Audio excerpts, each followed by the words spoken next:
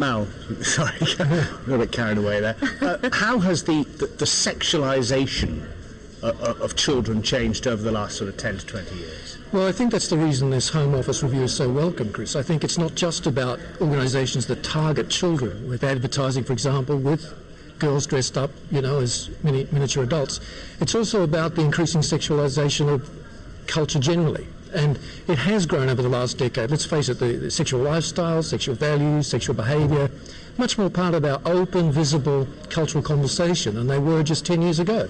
And whether we like... Is that from what? Is that from lads' mags? Is it from the internet? I mean, what's it's a whole conglomeration of things. Certainly the internet is very seductive for young men in particular because it's so interactive.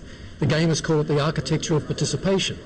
And games today are not just about games, they're about role-playing exercises. So if young men are immersing themselves in a world where women are, put down and treated as objects, they're going to find it hard to develop respectful relationships with them later on. So it's many-faceted problem, but it is a conversation we need to have.